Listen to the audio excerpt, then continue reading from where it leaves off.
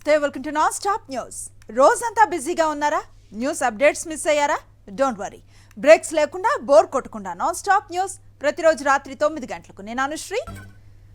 సామాజిక సాధికార యాత్ర దేశంలోనే ఎవ్వరూ చేయని ఓ అద్భుత కార్యక్రమం అని ఎంపీ విజయసాయిరెడ్డి అన్నారు. వచ్చే ఎన్నికలు ధనికులకు పేదవారికి మధ్య జరిగే ఓ రెఫరెండం అని చెప్పారు. ప్రజల మధ్య సామాజిక ఆర్థిక అసమానతలు తొలగిపోవాలంటే జగన్మోహన్ రెడ్డి మరోసారి ముఖ్యమంత్రి కావాలన్నారు. కాంగ్రెస్ పార్టీ, సోనియా గాంధీ ఈ రాష్ట్రానికి చేసిన ద్రోహాన్ని ఎవ్వరూ క్షమించరన్నారు. దేశంలోనే నేను చెప్పినట్టుగా రాష్ట్రంలో మాత్రమే కాదు, దేశంలో ఏ రాష్ట్రము కూడా ఇంప్లిమెంట్ చేయనటువంటి ఈ యొక్క గొప్ప పథకం రాష్ట్రానికి తలమానికం. రాష్ట్రంలో ఈ యొక్క పథకం అపురూపం, అసామాన్యం, అనిర్వచనీయమైనటువంటిది. కాబట్టే వైఎస్ఆర్ కాంగ్రెస్ పార్టీకి మరొకసారి అవకాశం ఇవ్వండి. రాజ్యసభ ఎన్నికలకు షెడ్యూల్ విడుదల చేసింది కేంద్ర ఎన్నికల సంఘం. 15 రాష్ట్రాల్లో 56 స్థానాలకు ఎన్నికలు నిర్వహించనుంది. ఫిబ్రవరి 8న రాజ్యసభ ఎన్నికలకు నోటిఫికేషన్ రిలీజ్ కానుంది. ఫిబ్రవరి 27న పోలింగ్ నిర్వహించనుంది ఈసీ. ఆంధ్రప్రదేశ్లో 3, తెలంగాణలో 3 రాజ్యసభ స్థానాలకు ఎన్నికలు జరగనున్నాయి. రాజ్యసభలో ఏపీ నుంచి వేమిరెడ్డి, సీఎం రమేష్, కనకమేడల రవీంద్ర కుమార్ పదవీకాలం పూర్తవుతుంది. ఇక తెలంగాణ నుంచి రవిచంద్ర, లింగయ్య యాదవ్, సంతోష్ పదవీకాలం కూడా ముగుస్తుంది.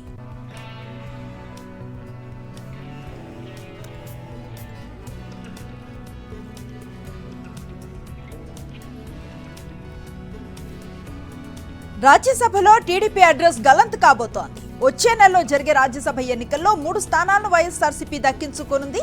సాధారణ ఎన్నికలకు ముందే రాజ్యసభలో టీడీపీ అడ్రస్ గల్లంతు కానుండటంతో చంద్రబాబు తీవ్ర ఆందోళనలో ఉన్నారు.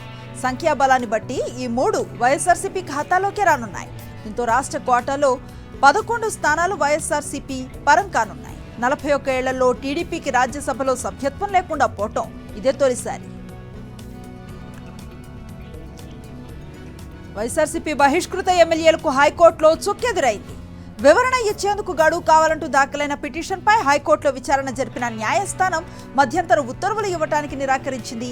ఇక ఈ దశలో జోక్యం చేసుకోలేమని హైకోర్టు స్పష్టం చేసింది. కౌంటర్ దాఖలు చేయాలని అసెంబ్లీ కార్యదర్శికి ఆదేశాలిచ్చింది.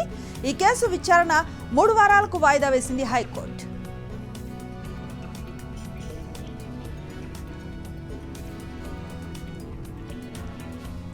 వైఎస్ఆర్సీపీకి వ్యతిరేకంగా పనిచేస్తున్న వారిపై అనర్హత వేటు వేయాలని స్పీకర్ను కోరామని ప్రభుత్వ చీఫ్ విప్ ప్రసాద్ రాజు తెలిపారు. ప్రభుత్వంపై కావాలనే తప్పుడు ప్రచారం చేస్తున్నారని మండిపడ్డారు. అనర్హత పిటిషన్పై స్పీకర్ తుది నిర్ణయం తీసుకుంటారని తెలిపారు. పార్టీ వీడిన ఎమ్మెల్యేలు రాజీనామా చేయాలని డిమాండ్ చేశారు.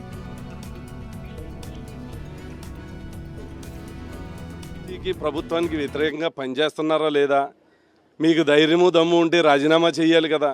రాజీనామా చేయకుండా ఈరోజు నీ ప్రభుత్వానికి ఏదో మరి మీరు ఏదో కావాలని కక్షపూలుతున్నట్టు, మీ మీదే కాదు గత ప్రభుత్వంలో కూడా ఇలాగే ఎవరైతే పార్టీ మారారో వారి మీద యాక్షన్ తీసుకోమని గతంలో కూడా పిటిషన్ ఇచ్చున్నాం. కానీ ఆ ప్రభుత్వంలో కనీసం ఆ స్పీకర్ గారు అప్పుడు పట్టించుకోలే మేము ఇచ్చినటువంటి పిటిషన్. ఈరోజు స్పీకర్ గారు మేము పిటిషన్ ఇచ్చినా లేదు, ఇతర పార్టీ వాళ్ళు పిటిషన్ ఇచ్చినా కూడా రెస్పాండ్ అయ్యి ఉన్నారు. వారు విచారణ కొనసాగుతూ ఉంది. వైఎస్ఆర్సీపీ రాయలసీమ ప్రాంతీయ కేడర్ సన్నాహక సమావేశం తిరుపతిలో జరిగింది. సమావేశానికి రాయలసీమ ప్రాంతానికి చెందిన మంత్రులు, ఎంపీలు, ఎమ్మెల్యేలు, నియోజకవర్గ ఇన్ఛార్జీలు హాజరయ్యారు. ఎన్నికల ప్రచారంలో భాగంగా అనంతపురంలో జరగనున్న సీఎం వైఎస్ జగన్ సిద్ధం సభకు ఏర్పాట్లు, జన సమీకరణ కోసం చేయాల్సిన కార్యక్రమాలపై సమావేశంలో చర్చించారు. ఏలూరులో సిద్ధం సభ ఫిబ్రవరి 3కు మారిన నేపథ్యంలో త్వరలోనే మరో తేదీని ప్రకటించనున్నారు అని తెలిపారు మంత్రి పెద్దిరెడ్డి రామచంద్రారెడ్డి. ఈ రాయలసీమ జిల్లాల్లోనే వైఎస్ఆర్ కాంగ్రెస్ పార్టీ గతంలో కూడా చాలా మంచి పెర్ఫార్మెన్స్ చేసింది. అప్పుడు పొరపాటున 3 నియోజకవర్గాలు ఓడిపోవడం జరిగింది. ఇప్పుడు ఆ 3 నియోజకవర్గాలు కూడా గెలవాల. మొత్తము 50 స్థానాలలో సత్యవేడుతో కలిపి 50 స్థానాలలో అన్నింటిలో కూడా గెలవాలని చెప్పి మనం దానికి సమాయత్తం కావాలని చెప్పి అది ఎన్నికల కేడర్ సమావేశమైనా కూడా ఎన్నికలకు సమాయత్తం అయ్యే విధంగా సమావేశాన్ని ఈ ఆంధ్రప్రదేశ్ ప్రజలు సిద్ధంగా ఉన్నారు అనేది ఆ మీటింగ్ చూడగానే అందరికీ అర్థమైంది. దానిని మించిన మీటింగ్ అనంతపురంలో జరగబోతుందని కూడా గర్వంగా చెప్పగలను. ఎందుకంటే ఈ రాయలసీమ ప్రాంతంలో లాస్ట్ ఎన్నికల్లో, అంతకుముందు ఎన్నికల్లో మీరే చూశారు, అత్యధిక ఎమ్మెల్యేలు ఎంపీలని గెలిపించి జగనన్నకి అండగా నిలిచిన ప్రాంతం. ఈరోజు మరి జగనన్న కోసం జరిగే ఈ మీటింగ్లో అనంతపూర్లో మినిమం 5 లక్షల మంది అనేది ఖచ్చితంగా అక్కడికి వస్తారు అన్న విషయాన్ని కూడా గర్వంగా తెలియజేసుకుంటున్నా. సీఎం వైఎస్ జగన్మోహన్ రెడ్డి ఫిబ్రవరి 3వ తేదీ ఏలూరు జిల్లా దెందులూరులో పర్యటన నేపథ్యంలో సభాస్థలి ఏర్పాట్లను పరిశీలించారు ఎంపీ మిథున్ రెడ్డి, ఎమ్మెల్యేలు ఆళ్ల నాని, అబ్బయ్య చౌదరి, ఎమ్మెల్సీ తలశీల రఘురాం. రాబోయే ఎన్నికలపై క్యాడర్కు సీఎం జగన్ దిశానిర్దేశం చేస్తారని తెలిపారు. సిద్ధం సభను విజయవంతం చేయాలని పార్టీ శ్రేణులకు పిలుపునిచ్చారు ఉభయ గోదావరి జిల్లాల రీజనల్ కోఆర్డినేటర్ మిథున్ రెడ్డి. గౌరవ ముఖ్యమంత్రి గారు మన ఈ ఏలూరు జిల్లా దెందులూరు నియోజకవర్గంలో జరిగే కాడర్ మీటింగ్కి హాజరవుతారు. ఉమ్మడి వెస్ట్ గోదావరి, ఈస్ట్ గోదావరి, కృష్ణా జిల్లాల నుంచి కాడర్ అందరూ కూడా ఈ మీటింగ్కి హాజరవడం జరుగుతుంది. లక్షలాది మంది ఈ మీటింగ్కు హాజరవడం జరుగుతుంది. 4.5 ఏళ్లుగా వెనుకబడిన వర్గాలకు సీఎం జగన్ చేసిన మేలును వివరిస్తూ వైఎస్ఆర్సీపీ చేపట్టిన సామాజిక సాధికార యాత్ర ప్రభంజనంలా సాగుతోంది. ఇవాళ చిలకలూరిపేటలో జరిగిన యాత్రకు ప్రజలు బ్రహ్మరథం పట్టారు. భారీ స్థాయిలో తరలి వచ్చిన శ్రేణులకు వైఎస్ఆర్సీపీ నేతలు సీఎం జగన్ సంక్షేమ పాలన గురించి వివరించారు. బీసీ, ఎస్సీ, ఎస్టీ, మైనారిటీలకు సంక్షేమంలో సీఎం జగన్ పెద్దపీట వేస్తున్నారన్నారు వైఎస్ఆర్సీపీ చిలకలూరిపేట సమన్వయకర్త మల్లెల రాజేష్ నాయుడు. దేశంలో అభివృద్ధితో పాటు సామాజిక న్యాయాన్ని అందిస్తున్న ఘనత సీఎం జగన్కే దక్కిందని చెప్పారు. మేనిఫెస్టోలో ఇచ్చిన హామీలన్నింటినీ సీఎం అమలు చేశారని తెలిపారు.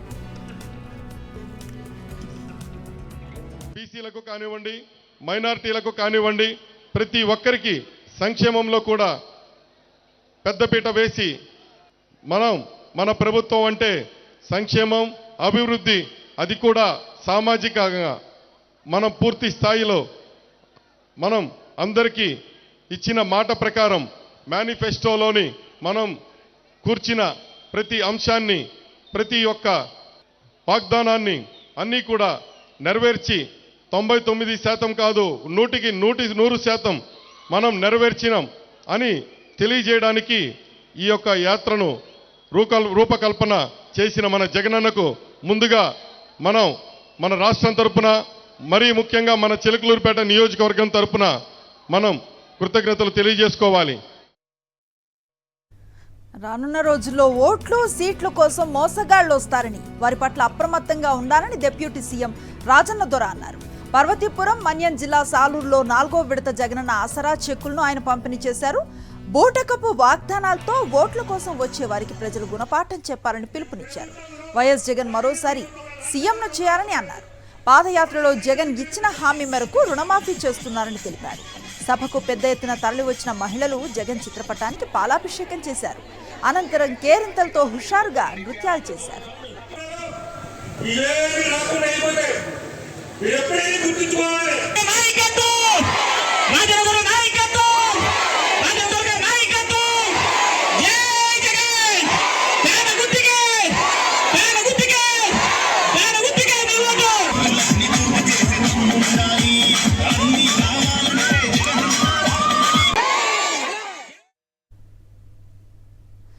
సంక్షేమం అంటే ఏంటో చంద్రబాబుకు తెలియదని మంత్రి చెలుబోయిన వేణుగోపాలకృష్ణ విమర్శించారు. చంద్రబాబు దృష్టిలో సంక్షేమం అంటే తన కొడుకు క్షేమమని ఎద్దేవా చేశారు. బాబుకు మరోసారి బుద్ధి చెప్పేందుకు ప్రజలు సిద్ధంగా ఉన్నారని అన్నారు. చంద్రబాబుకు సామాజిక న్యాయం అనే పదానికి కూడా అర్థం తెలియదని, స్థానికంగా ఎవరో రాసిన స్క్రిప్ట్ను చదువుతున్నారని అన్నారు. ముఖ్యమంత్రిని సైకో అంటున్నావు. సైకో లక్షణాలు నీ దగ్గర కనపడుతున్నాయే. సైకో లక్షణాలు నీ దగ్గర కనపడుతున్నాయి. మానసిక స్థితి కోల్పోయి, అధికారం పోయిన తర్వాత మానస్థితి కోల్పోయిన వాడు, మానసిక స్థితిని కోల్పోయిన వ్యక్తి చంద్రబాబు నాయుడు. నీకు సంక్షేమం అంటే తెలియదు. పాపం సంక్షేమం అంటే నా సన్నక్షేమం అనుకున్నావు. ఆనాడు 2014-19లో అధికారంలో ఉండగా రాష్ట్ర ప్రజలకి 650 హామీలు ఇచ్చి పక్కన పెట్టేసి ఏ ఒక్కడికి ఉద్యోగం ఇవ్వకుండా నీ సన్నగిచ్చుకున్నావు ఒక ఉద్యోగం, అది సంక్షేమం అనుకున్నావు. ప్రజాస్వామ్యంలో దాడుల సంస్కృతి మంచిది కాదని మంత్రి అంబటి రాంబాబు తెలిపారు. తాను దాడులను ప్రోత్సహించే వ్యక్తిని కాదన్నారు. కన్నా లక్ష్మీనారాయణ చేసిన ఆరోపణలను మంత్రి అంబటి ఖండించారు. రాజకీయంగా కన్నా లబ్ధి పొందాలని చూస్తున్నారని మండిపడ్డారు. పల్నాడు జిల్లా తొండపి రాళ్ల దాడిలో గాయపడి ఆసుపత్రిలో చికిత్స పొందుతున్న వైఎస్ఆర్సీపీ కార్యకర్తలను మంత్రి అంబటి రాంబాబు పరామర్శించారు.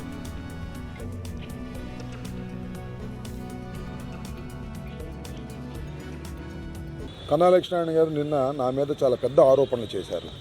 అక్కడ ఉన్నటువంటి వైసీపీ కార్యకర్తలు గంజాయి తాగి నా ప్రోద్బలంతో ఆయన మీద రాళ్లు రువ్వి హత్య చేయడానికి ప్రయత్నం చేశారని, అదృష్టవశాత్తు ప్రాణాపాయం లేకోకుండా ఆయన బయట పడ్డాడని, నా మీద బురద జల్లటం అనేది చాలా బాధాకరమైనటువంటి అంశంగా నేను భావిస్తున్నాను. ఇప్పుడు కూడా తగాదాలను ప్రోత్సహించడం, దాడులను ప్రోత్సహించడం, హత్యలు చేయించే కార్యక్రమాలు నాకు గిట్టవు, నచ్చవు. ఆ పద్ధతి కూడా నాకు తెలియదు. కాపులంతా వైఎస్ఆర్సీపీ వెంటే ఉన్నారని కాపు కార్పొరేషన్ చైర్మన్ అడప శేషు తెలిపారు.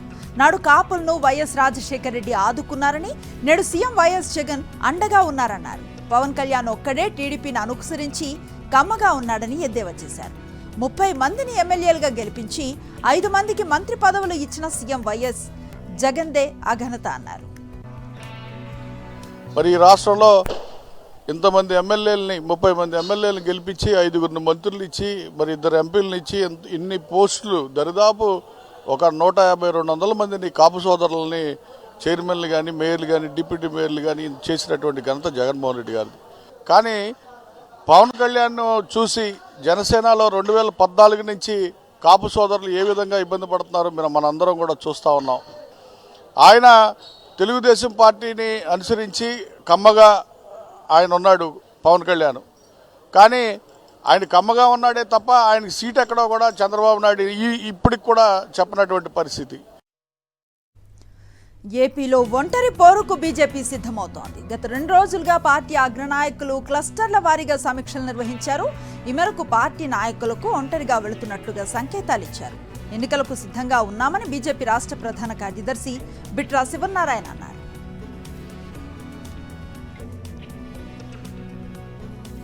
కేంద్ర సాంఘిక సంక్షేమ శాఖ మంత్రి ఏ నారాయణ స్వామి సమక్షంలో అమలాపురంలో బీజేపీ జిల్లా కార్యాలయం వద్ద ఉద్రిక్తత తలెత్తింది.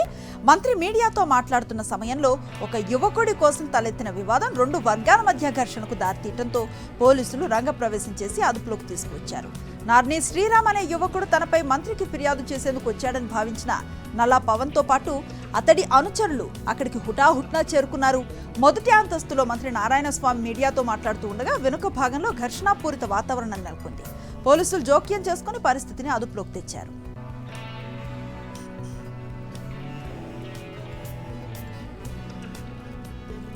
రాష్ట్రంలో బలమైన ప్రతిపక్షంగా ఉన్నామని, ప్రజల తరఫున ప్రభుత్వాన్ని ప్రశ్నిస్తామని బీఆర్ఎస్ వర్కింగ్ ప్రెసిడెంట్ కేటీఆర్ అన్నారు. రంగారెడ్డి జిల్లా చేవెళ్లలో జరిగిన సభలో ఆయన కీలక కామెంట్స్ చేశారు. గత 10 ఏళ్లలో పార్టీలో సమన్వయం లోపించిన మాట వాస్తవమేనని, ఇప్పుడు అలా జరగకుండా చూస్తామన్నారు.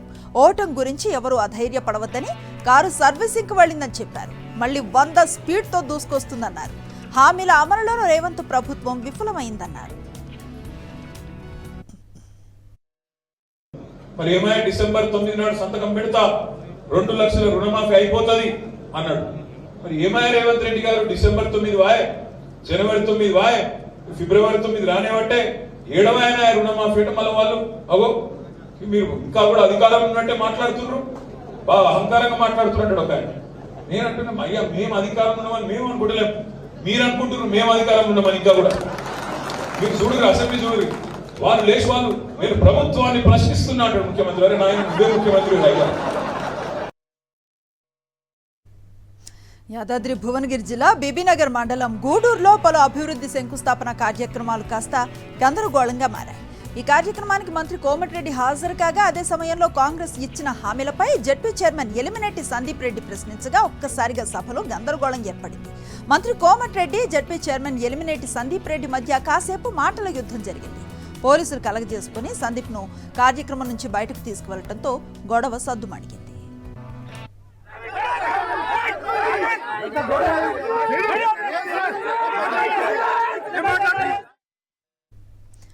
మంత్రి కోమటిరెడ్డి సభలో జరిగిన గందరగోళ ఘటనపై మాజీ మంత్రి హరీష్ రావు ట్విట్టర్ వేదికగా స్పందించారు. కాంగ్రెస్ ప్రజా పాలనలో సాటి ప్రజా ప్రతినిధులను మంత్రులు అవమానపరుస్తున్నారంటూ హరీష్ రావు మండిపడ్డారు. జెడ్పీ చైర్మన్ సందీప్ రెడ్డిని పోలీసులతో బయటకు పంపించడం కాంగ్రెస్ నియంతృత్వ ధోరణికి అద్దం పడుతోందన్నారు. మంత్రి కోమటిరెడ్డికి ప్రజాస్వామ్యం మీద ఏమాత్రం నమ్మకం ఉన్నా జెడ్పీ చైర్మన్ సందీప్ రెడ్డికి తక్షణమే క్షమాపణ చెప్పాలన్నారు.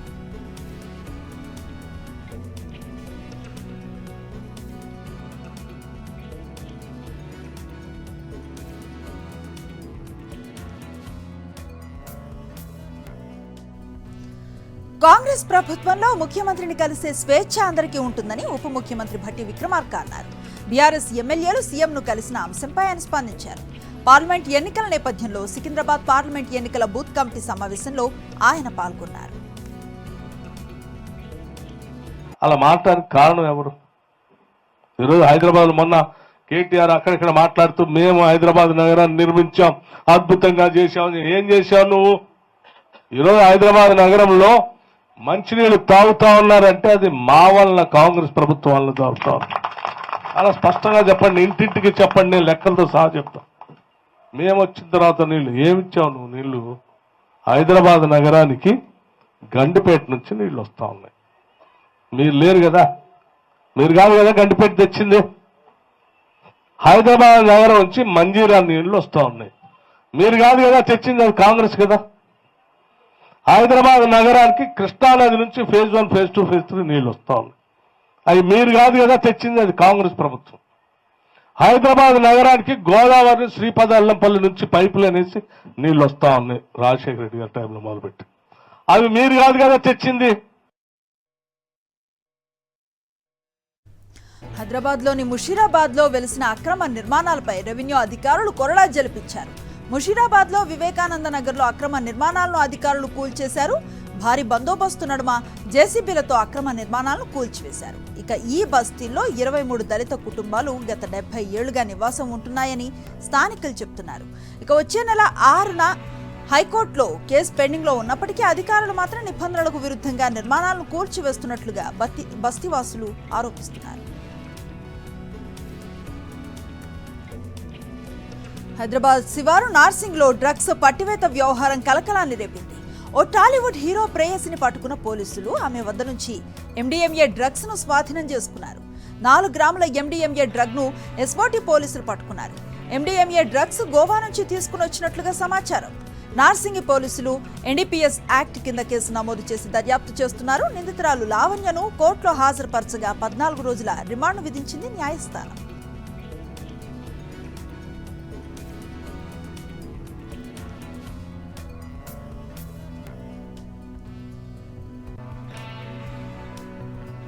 పరీక్షల సమయంలో విద్యార్థులపై ఒత్తిడి పెంచకూడదని తల్లిదండ్రులకు సూచించారు ప్రధాని నరేంద్ర మోదీ. విద్యార్థుల ప్రోగ్రెస్ రిపోర్టులను వారి విజిటింగ్ కార్డులుగా పరిగణించకూడదని పేర్కొన్నారు. పరీక్ష పే చర్చ 7వ ఎడిషన్లో భాగంగా విద్యార్థులు, తల్లిదండ్రులు, ఉపాధ్యాయులతో ముచ్చటించారు ప్రధాని మోదీ. ఢిల్లీలో భారత్ మండపంలో ఈ కార్యక్రమం జరిగింది. ఈ సందర్భంగా విద్యార్థులు, వారి తల్లిదండ్రులు, ఉపాధ్యాయులకు పలు సూచనలు చేశారు మోదీ. విద్యార్థులు తమతో తామే పోటీ పడాలని, ఎదుటివారితో కాదని స్పష్టం చేశారు. ప్రశాంత వాతావరణంలో విద్యార్థులు పరీక్షలు రాసేలా చూడాలని టీచర్లకు పిలుపునిచ్చారు. విద్యార్థుల జీవితాలను మార్చటమే ఉపాధ్యాయుల విధి అన్నారు ప్రధాని మోదీ. స్టూడెంట్స్తో టీచర్స్ అనుబంధం పెంపొందించుకోవాలన్నారు. అప్పుడే వారి టెన్షన్ను తగ్గించగలరని సూచించారు. పరీక్ష పే చర్చలో భాగంగా అనకాపల్లి జిల్లా ఉప్రపల్లి జెడ్పీ హైస్కూల్ సంగీత ఉపాధ్యాయుడు కొండకంచి సంపత్రావు అడిగిన ప్రశ్నకు సమాధానం ఇచ్చారు ప్రధాని.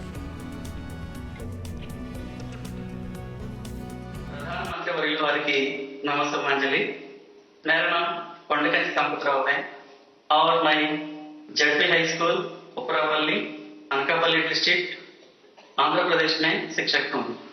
सर, मेरा आपसे यह प्रश्न है कि एक शिक्षक के रूप में मैं किन तरीकों से अपने छात्रों को परीक्षा देने में तनाव मुक्त बनाने में मदद कर सकता हूँ कृपया इस पर मेरा मार्गदर्शन कीजिए। धन्यवाद। पहले तो मैं समझता हूं जो संगीत के टीचर हैं वो तो अपने क्लास नहीं, पूरी स्कूल के बच्चों का तनाव खत्म कर सकते हैं। मैं तो कभी कभी पूछता हूं कई टीचरों को कि भाई आप 30 साल से टीचर हैं, जो पहले बार आपके यहां पढ़ाई करके गए होंगे शुरू में, अब तो उनकी शादी हो गई होगी, क्या कोई आपका स्टूडेंट अपना शादी का कार्ड देने आया था क्या? 99% टीचर मुझे कहते हैं कि नहीं, कोई स्टूडेंट नहीं आया। मतलब हम जॉब करते थे, हम जिंदगी नहीं बदलते थे। टीचर का काम जॉब बदलना नहीं है, टीचर का काम जॉब करना नहीं है, टीचर का काम जिंदगी को संवारना है, जिंदगी को सामर्थ्य देना है, और वही परिवर्तन लाता है। గణతంత్ర దినోత్సవం ముగింపు వేడుకల్లో భాగంగా ఢిల్లీలో విజయ్ చౌక్లో బీటింగ్ రిట్రీట్ ఘనంగా జరిగింది. భారతీయ ట్యూన్స్తో సందడి చేశాయి త్రివిధ దళాలు. సంప్రదాయ మిలిటరీ బ్యాండ్తో ఆకట్టుకున్నాయి. రాష్ట్రపతి ద్రౌపది ముర్ము, ఉపరాష్ట్రపతి జగదీప్ ధన్కర్, ప్రధాని నరేంద్ర మోదీ ఈ కార్యక్రమానికి హాజరయ్యారు.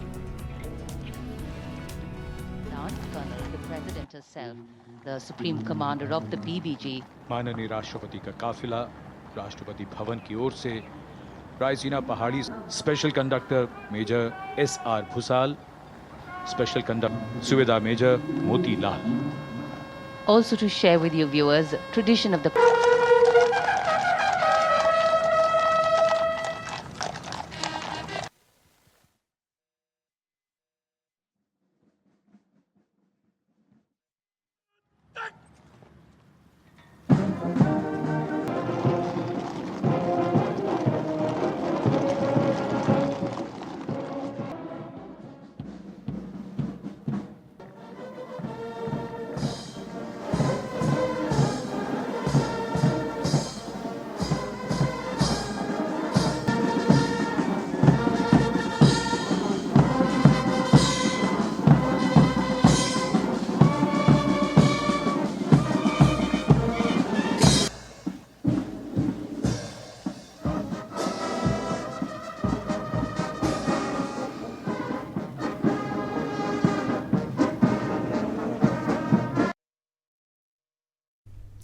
కేంద్రంలోని మోదీ సర్కార్పై సంచలన ఆరోపణలు చేశారు కాంగ్రెస్ అధ్యక్షుడు మల్లికార్జున ఖర్గే. దేశంలో ప్రజాస్వామ్యాన్ని పరిరక్షించుకునేందుకు 2024 సార్వత్రిక ఎన్నికలే చివరి ఛాన్స్ అన్నారు.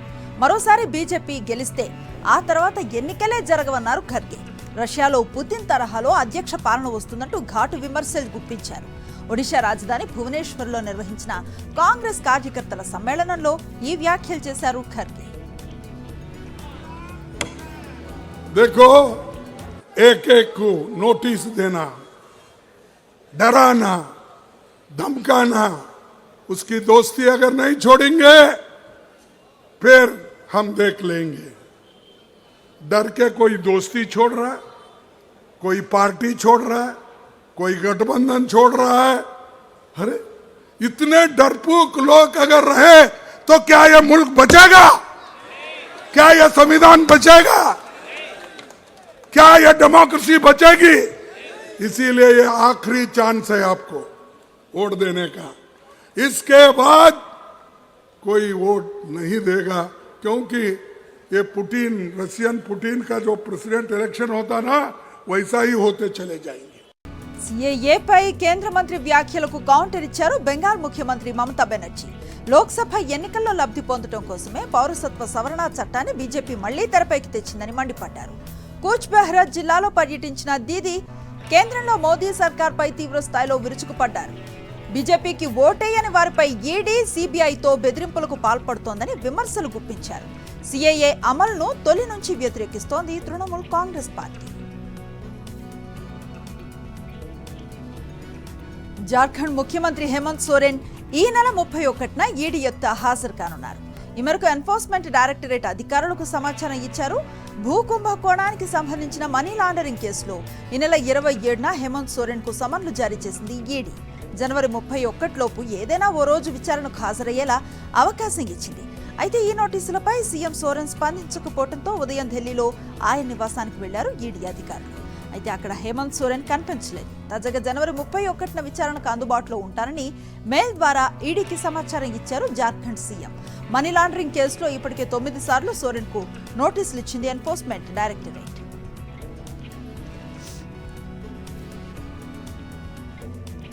అయోధ్యలో బాలరామును దర్శించుకున్నారు ఉత్తరప్రదేశ్ సీఎం యోగి ఆదిత్యనాథ్. కేబినెట్ సహచరులతో కలిసి బాలరాముణ్ణి దర్శించుకుని ప్రత్యేక పూజలు చేశారు. ప్రాణ ప్రతిష్ఠ తర్వాత తొలిసారి అయోధ్యకు వచ్చారు సీఎం యోగి. రామ మందిరంలో దర్శనం ఏర్పాట్లు, భక్తులకు సౌకర్యాలు, భద్రతా అంశాలను పరిశీలించి అధికారులకు పలు సూచనలు చేశారు.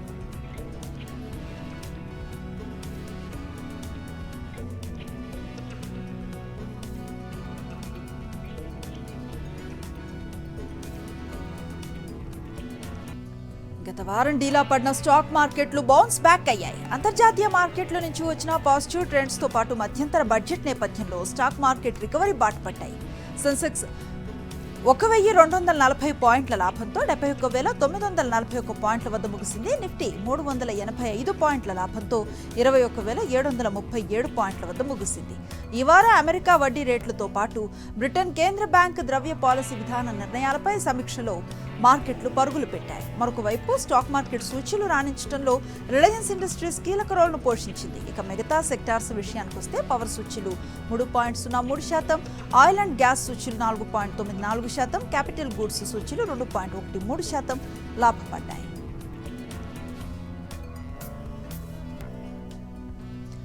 ఇంగ్లాండ్తో జరగబోయే రెండవ టెస్టుకు ముందు టీమిండియాకు భారీ షాక్ తగిలింది. Star players Ravindra Jadeja, KL Rahul మ్యాచ్కు దూరమయ్యారు. తొలి టెస్ట్ ఆడుతూ ఉండగా తొడకండరాలు పట్టేయడంతో స్టార్ ఆటగాడు రవీంద్ర జడేజా మ్యాచ్ నుంచి తప్పుకున్నాడు. కడుపు నొప్పితో రాహుల్ కూడా వైదొలిగాడు. దీంతో వీరి స్థానంలో సర్ఫరాజ్ ఖాన్, సౌరవ్ కుమార్, వాషింగ్టన్ సుందర్లను ఎంపిక చేస్తున్నట్లుగా బీసీసీఐ ప్రకటించింది. ఇప్పటికే వ్యక్తిగత కారణాలతో విరాట్ కోహ్లీ దూరమవగా హైదరాబాద్ టెస్టులో ఓటమితో భారత్ 5 టెస్టుల సిరీస్లో 0-1తో వెనుకపడింది.